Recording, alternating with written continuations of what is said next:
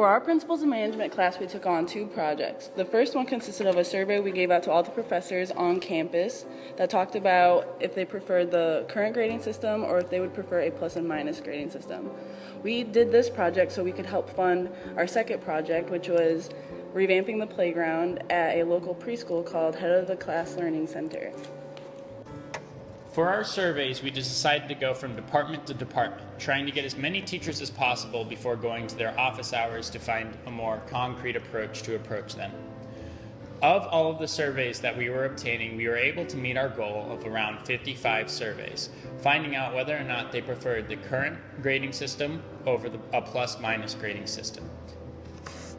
After determining how we would provide funding, we decided that we wanted to look for a local group who was in need of help. Through my connection with my aunt who works at Head of the Class Learning Center, we were able to contact Mr. Lightsey, the owner of Head of the Class Learning Center, and determined that they needed help on their playground with restoration and possible improvements to the playground. After multiple discussions with Mr. Lightsey and his wife, we were able to determine the things we were going to do at the preschool itself. Not only were we going to revamp the playground, but we were also going to help them out with their 10-year anniversary, celebrating the 10 years of service HCLC had given. 10-year anniversary, we assisted Head of the Class Learning Center by providing assistance and monitoring the children as they played on the bounce houses, and also interacting with the children throughout the event. In addition to this event, the next weekend we went to HCLC and provided services by chopping back overgrowth in the back of the playground and by mulching up on areas that needed help. The next time we went back to HCLC, we decided to tackle something that the students there wanted quite a bit, which was a new basketball hoop. The old basketball hoop was quite run down. It was made haphazardly with non-galvanized materials and rusted very quickly.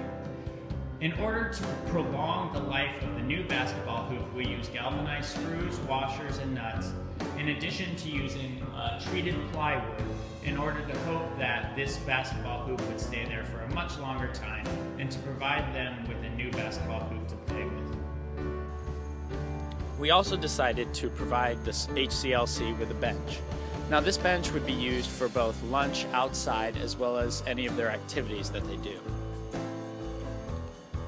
When it comes to the managerial portion of our project, we were able to satisfy 2 of the 3 requirements, both the volunteer hours as well as the survey requirement, where we fell a little bit short with the funding requirement.